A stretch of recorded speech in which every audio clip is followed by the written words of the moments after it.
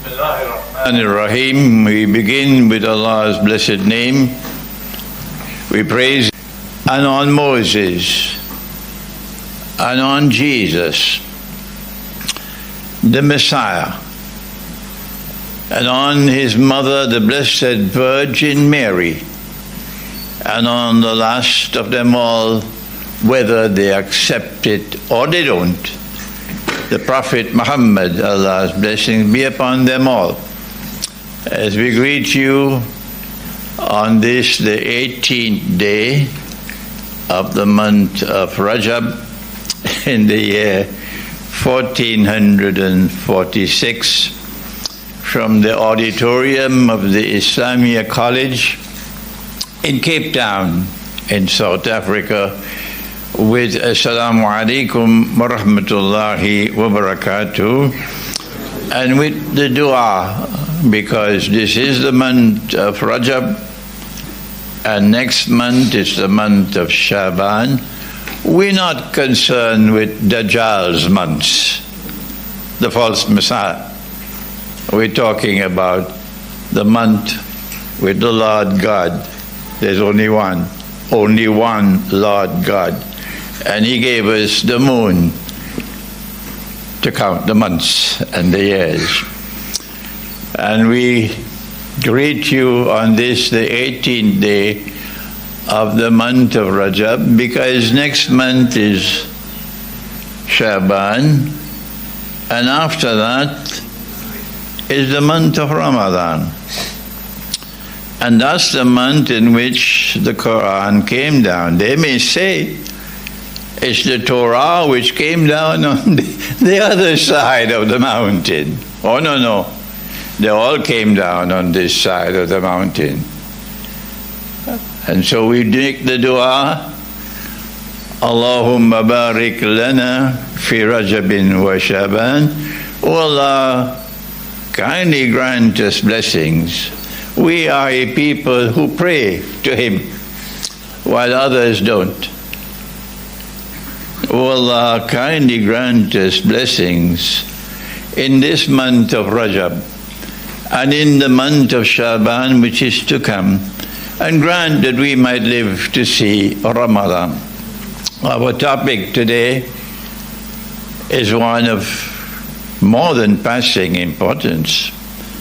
Regime change is just taking place in Syria, and the implications, the Islamic eschatological implications, are first of all, and most important of all, implications for Jerusalem. Of course, everybody understands that. It is all connected with Jerusalem. Islamic eschatology tells us that there are two cities which are pivotally important for the end of history.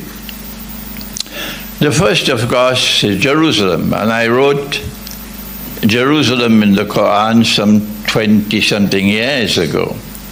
Many of you may have already read that book. But the second city is Constantinople.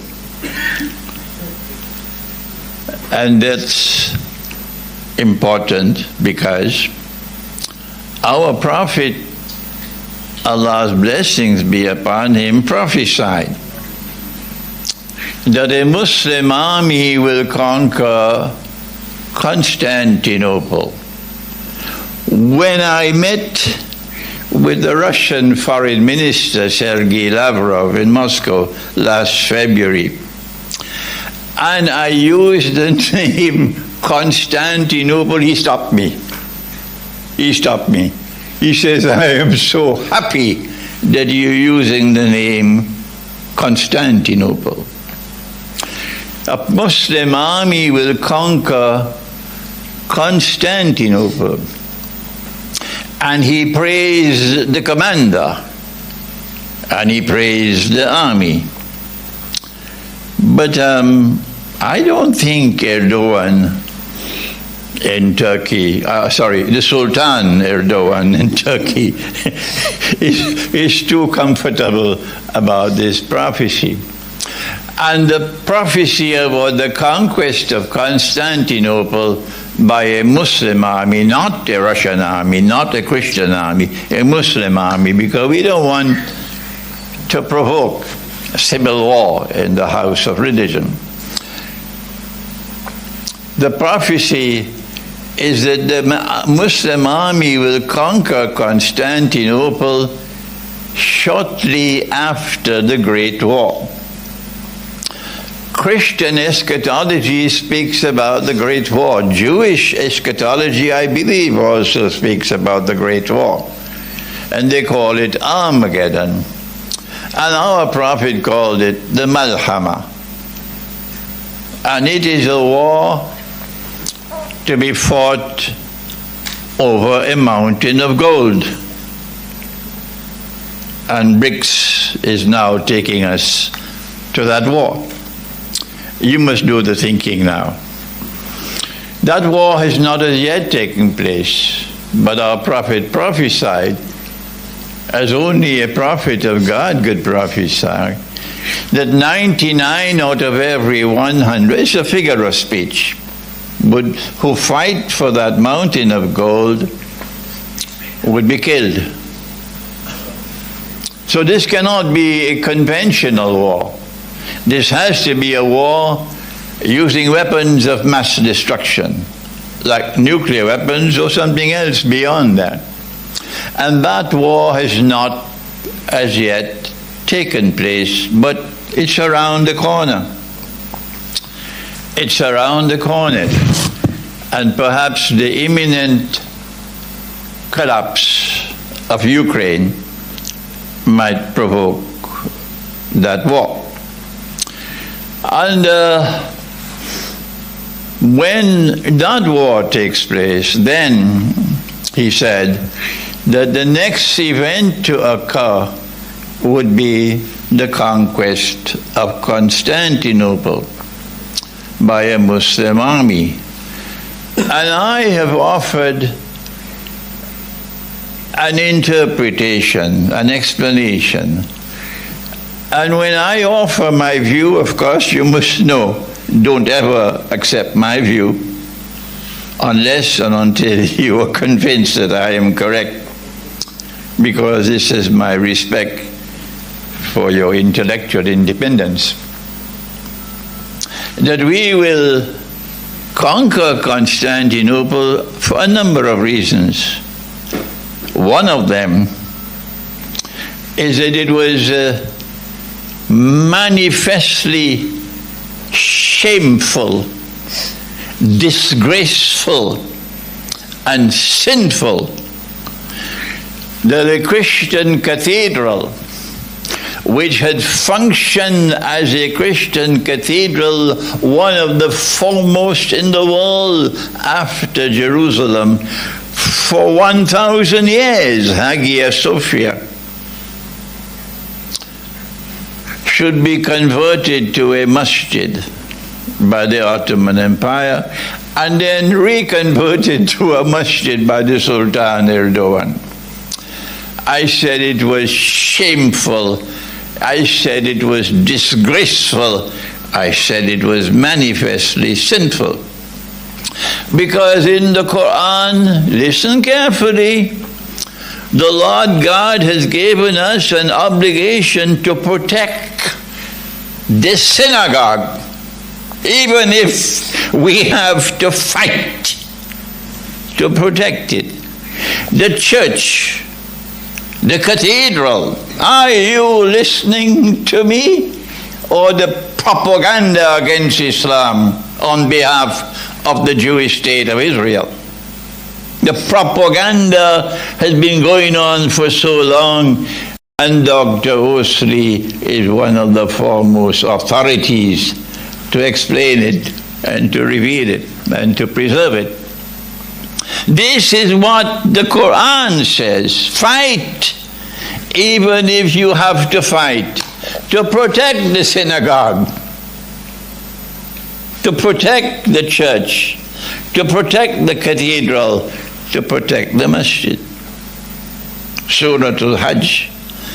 And because they changed the cathedral and converted it to a masjid, to the eternal shame and disgrace of this community of Muslims. That's why a Muslim army will have to conquer Constantinople, and no one can stop it. Don't try. Not even Donald Trump. And when we conquer Constantinople, we will return Hagia Sophia to those to whom it rightfully belongs.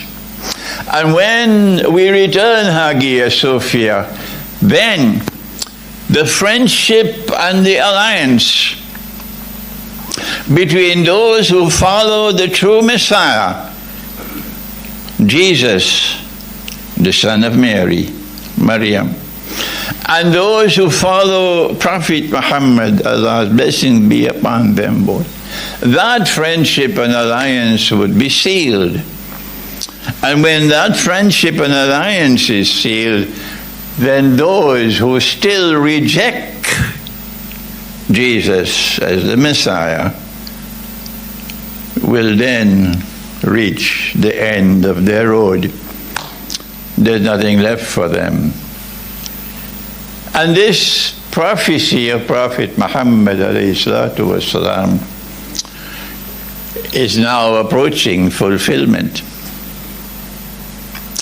because events are unfolding in Syria, a jigsaw puzzle which is tremendously intricate, difficult to understand. The pieces are coming together.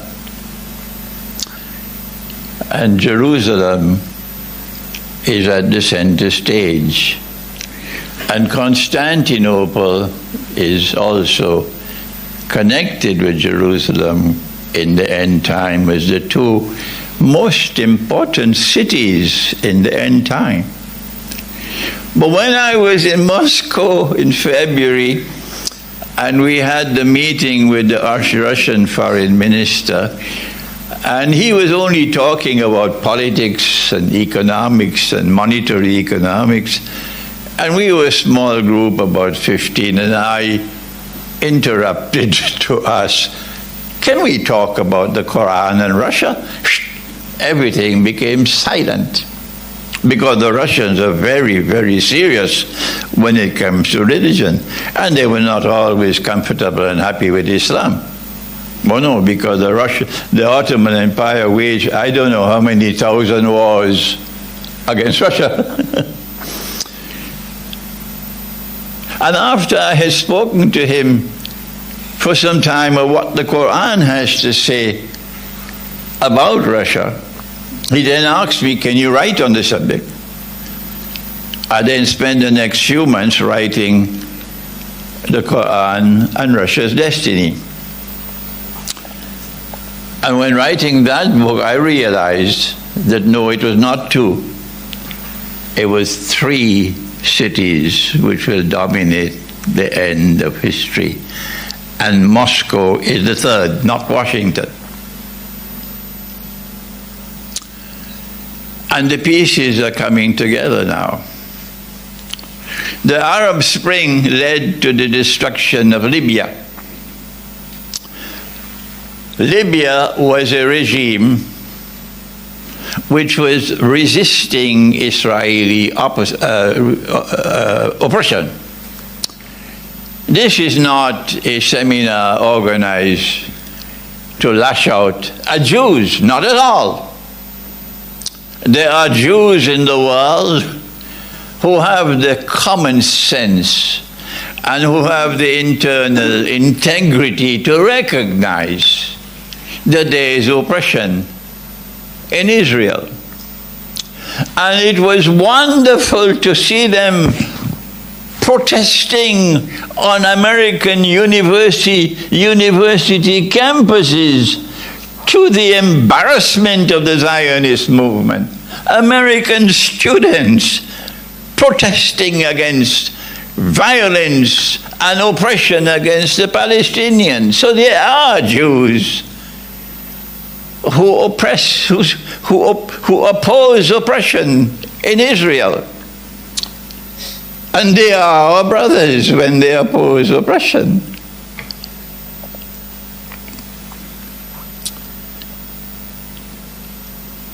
And then the oppression of the state of Israel reaches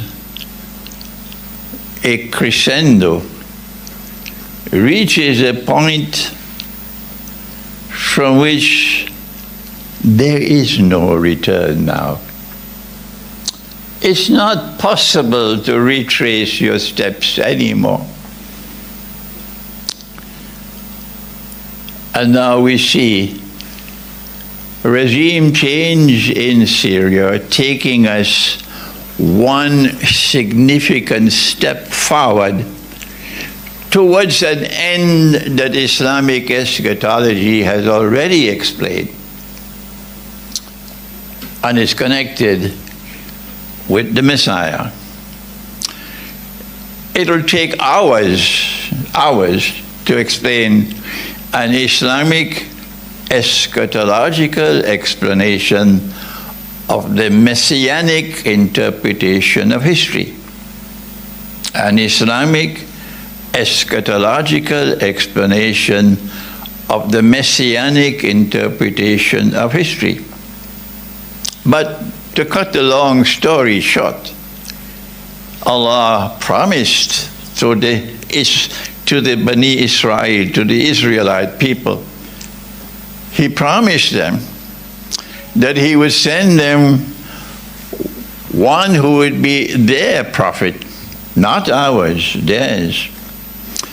And He would be the Messiah. And He would bring back the golden age when the Israelite people ruled the world from Holy Israel in Jerusalem. With the prophets David, Nabi Dawood alayhi salam, and Solomon, Nabi Sulaiman alayhi salam, that Israel was a ruling state. And our prophet prophesied when the Messiah came, and some of them accepted Him, and the others rejected Him because they said, وَنَعُوذُ بِاللَّهِ مِنْهَا, he's a bastard. His mother was not married. Allah tested them, and they failed the test because they could see with only external sight, and they're internally blind. All those who worship gold, and when gold becomes a golden calf, are becoming internally blind. All those who worship gold, and when gold is transformed into a golden calf, they are internally blind. That's the price you pay for worshiping gold. And so, the state of Israel is pursuing a mission to restore rule over the world, because that's what the original Israel did. When they rejected the Messiah, and they did more than that, they boasted of how they killed the Messiah. It's in the Quran, so don't accuse me of anti-Semitism. It's in the Quran. You want to accuse the Quran of anti-Semitism? Go ahead and do it. So now they are waiting for a Messiah to come. And that Messiah has to cause Israel to become a ruling state in the world. And when he does that, then he could stand up in Jerusalem and declare, I am the Messiah. But our prophet, Allah's blessing be upon him, prophesied, no. Allah created a false Messiah who would impersonate the true Messiah. And that false Messiah will take them for a ride. And that's what he's doing now. He has, number one, he has to bring the Jews back to Jerusalem to reclaim it as their own 2,000 years after they had been driven out. Has he done that? Yes. Number two, he has to restore a state of Israel in the Holy Land. Has he done that? Yes, in 1948. Number three, he has to cause that state of Israel to replace the United States of America as the third and the last ruling state in the world. Now let's go to the Quran. And to go to Surah Al-Mursalat. And in Surah Al-Mursalat, Allah speaks about a shadow. And the shadow will constitute of three parts. And this, therefore, has to be something which has to be interpreted to be understood. And our interpretation is that the shadow is the false Messiah, and he will come with a profile of three parts. When I wrote Jerusalem in the Quran, I said in part one, he produced Pax Britannica. You know Pax Britannica in South Africa, oh yes. We know it, when all your gold and all your diamonds and all your precious metals were stolen from you by thieves who had no shame at all. Stolen from you. And then, not only did Pax Britannica pave the way for a state of Israel to be established in Jerusalem by the false Messiah, but it gave way to a Pax Americana, which made Israel strong, powerful. They were always arguing, we are simply struggling to give a home to a people who don't have a home. That's all. That was not true at all. What they were doing was to try to build and establish a state of Israel which would eventually try to rule the world. Because our prophet prophesied that when the Messiah returns, because he came, and they saw him, now listen carefully to my words, they saw him crucified on the cross before their very eyes. I did not say he was crucified. No. I said they saw him crucified on the cross before their very eyes. Is that what I said? And they saw it because Allah made it appear like that. And if you were there, you would see him crucified. And if I was there, I would see him crucified. But no, Allah says, no, he did not die. He was not crucified. But Allah made it appear like that. And Allah raised him unto himself. And so he came and he left and will return. And Allah's messenger said, when he comes back, he will come back as an Hakimul Adil, someone who will rule, and will rule with justice. So the Messiah who will stand up in Jerusalem tomorrow, declaring, I am the Messiah, but he would not be, he would be Dajjal. He has to show them that I'm ruling the world. And in order to do that, he has to show them that I'm ruling the Arab world first. If you want to rule the world from Jerusalem, you've got to start by ruling the Arab world. And if you want to rule the Arab world, you start with Libya. Because Saudi Arabia, I used to say that Saudi Arabia and Israel were sisters 25 years ago, but I was wrong. 25 years ago, they were only cousins. Now they are sisters. Now they are sisters. Why don't you smile? What's wrong with you? Cape Town? 25 years ago, Saudi Arabia and Israel were only cousins. Now they are sisters. And all the rest of the Arab countries, not the people, the governments, not the people, the governments, must be in a state of submission to Israel. And all those who resist Israel must be destroyed. And that's why you now have Trump in Washington to finish up the job. Every single country within that region which is resisting Israel must be destroyed. Why? So that Israel can show the world we rule the Arab world. The whole Arab world is now in submission to us. So now it's only the rest of the world. And so Libya went. And Iraq went. You know the story, the bogus story. They tell lies. Oh my gosh, these people tell lies without any embarrassment. Without any embarrassment. As though there is no such thing as moral integrity in them. None. They tell lies. Weapons of mass destruction in Iraq.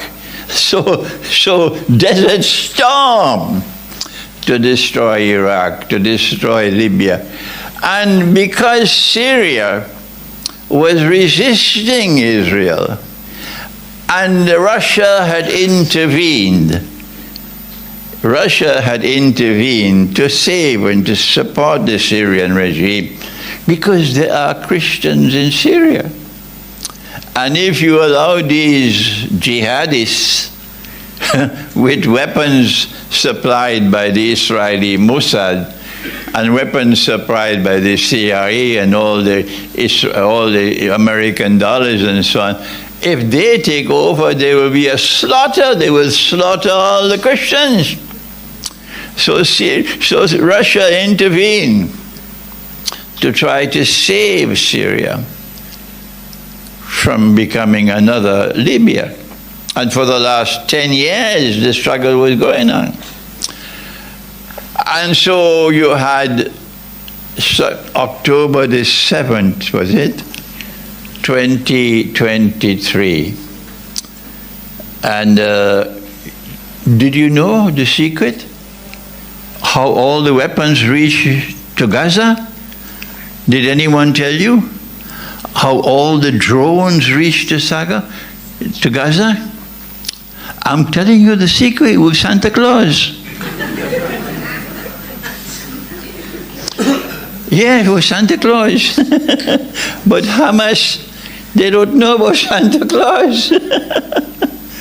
They didn't know who was sending the weapons. And they believed it was coming from the heavens above. And they were being set up. There will be a judgment day when the truth will be revealed and I'll be validated. They wanted to have another 9/11. There are three kinds of lies, I used to say. There are normal lies, and then there are great lies, and then there is 9/11. You commit a monstrous act of terrorism, and then you blame it on your enemy. And then you exploit this act of terrorism to advance your political and military agenda. That's what they did in 9/11. That's what the government of Israel did from September the 7th. The rest, you can think it out. And one of the first objectives was to destroy Hamas. I don't use the term Hamas. I call them the Islamic resistance. They know how to fight. I admire them for their spirit, but they don't have much upstairs. They're more peanuts upstairs, like Afghanistan. Afghanistan knows how to fight, but Afghanistan doesn't have the intellectual capacity to understand what is being done. And so they have succeeded in inflicting grievous wounds on Hamas as well as on Hezbollah. And now they are boasting. The Israeli government is boasting. We have succeeded in regime change in Syria. Which means that it was the Israeli Mossad at work. And so these jihadists, I choose my words carefully, which have taken over Syria, are Israel's puppy dogs. That's right. And it was not only Israel boasting, but also Biden. Before he says goodbye, he wanted to have a good show. And he's boasting that we have succeeded with regime change in Syria, which means that the CIA was involved. So Cape Town, when you start celebrating the fall of Assad, just remember that while Assad was there, despite whatever be his failings, while Assad was there, at least Syria was resisting Israeli oppression. And now Syria is in a state of submission. And all that now remains is Iran and Yemen. All the rest are in submission. And Israel is advancing towards that day when the entire region, the environment in which Israel is located, will all be in a state of submission to Israel. Now then, our prophet prophesied before the Messiah returns that Allah Most High would send someone who will revive this world of Islam,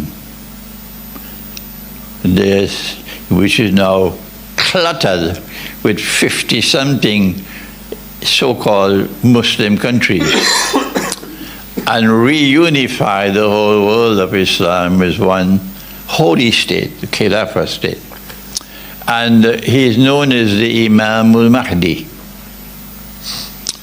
He said that a Muslim ruler would die, a Khalifa. And when he dies, there would be disagreement concerning succession. 25, 30 years ago, I suggested it's going to be a Saudi king. And it appears now that when Salman dies, that the disagreement will commence. I don't know for how long it will continue, because not all the Saudi family like this MBS, Salman's son. During that time of disagreement concerning succession, a man will come out of Medina and hurry to Mecca. And in Mecca, he will declare himself to be the Mahdi. When that happens, that is the last significant threat to Israel. Because this man is going to restore the Khilafah state and unify the world of Islam. When he declares himself to be the Mahdi, then our Prophet said that an army will come from Damascus to attack him. And so long as Assad was there, we could not truly understand how this will take place. An army will come from Damascus to attack the Mahdi. And when that army has crossed Medina and is on its way to Mecca, in between Medina and Mecca, the earthquake will occur. The earth will open and swallow that army. And that is a sign confirming this is not a bogus CIA Mahdi. This is the true Mahdi. And so now, from Cape Town, on the occasion of this seminar, we are able to anticipate with some clarity that those who now have taken over power in Damascus will continue to control Damascus until that day. And it is that army of Israel's puppy dogs who will come to attack the Mahdi, and that army will be swallowed by the earth when it opens. The army of the Mahdi will eventually succeed in taking control of the Arab Peninsula, and that's goodbye to Saudi Arabia. When the Mahdi comes, goodbye to Saudi Arabia. I was in Manhattan lecturing on this topic 30 years ago, and I was not aware that the Kuwaiti ambassador was sitting right in front of me.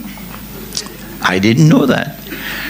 And I said, when the Mahdi comes, goodbye to Saudi Arabia, goodbye to Kuwait. Yes. Because now a Khilafah state will be established in Mecca. But there is parallel to this something else that will be taking place, and that is the Great War. And he prophesied that the Great War will be triggered because of something occurring in the north of Syria. It is so puzzling, it's difficult to anticipate what's going to happen. Because as Dr. Olsri has correctly explained just now, you have so many different forces at work. Israel is an actor in Syria now. The Israeli army is an actor in Israel. The Turkish army is an actor in Israel at this time. The American armed forces are actors in Israel at this time. Syria. In Syria at this time. The Israeli puppy dogs who control Damascus, they are an actor in Israel, in Syria at this time. And they don't want Russia to leave. The Americans want them to tell the Russians, pack up and get out, close down your bases. But now they're saying to the Russians, please stay. So Russia is still an actor, a military actor in Syria. So it's a complex situation there, and the most cunning of all actors involved in this is Erdogan. And we don't know, he plays, both sides because his objective is to restore an Ottoman Empire. I don't want to spend all the time left with me, I only have a few minutes left, with expanding more on an Islamic eschatological explanation of the implications of regime change. But Russia has a strategic role to play in Syria, and that has to be understood from the Quran. And you have to go to Surah Rum of the Quran to understand what is the role that Russia has to play remaining in Syria. Russia today is the most powerful military force in the world. I said this many years ago. They thought I was dreaming. No, now they're recognizing. If Russia did not have this military power, there would have been regime change in Venezuela long ago. Oh yes. Why did Russia and Iran not come to the help of Assad to save his regime? Let me answer that question and we'll end. What happened in Syria, regime change in Syria, was connected with Ukraine. The modern West cannot allow Russia to defeat Ukraine. No. The implications for world politics will be too much for them. It will be too serious a loss for the modern West, too embarrassing for Russia to defeat Ukraine. But Ukraine is on the verge of collapse. And you have a new American president who is saying, or he used to say it, I will stop that war in one day. Maybe now he's saying 1 year.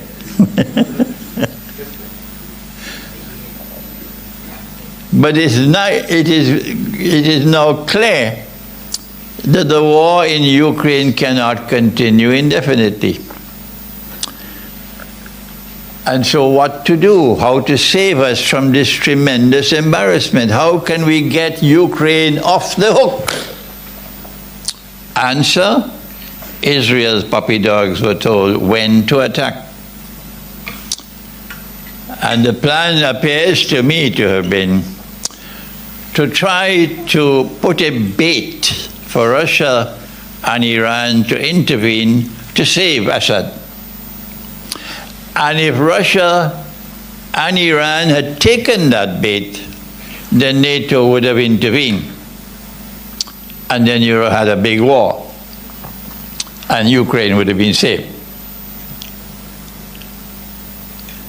But Russia saw the plan. And Russia said, I'm not intervening. And Russia advised Iran not to intervene. Russia preferred to sacrifice Assad rather than to lose the opportunity of victory in Ukraine. And Trump was not at all happy about that, at all. Trump was very disappointed.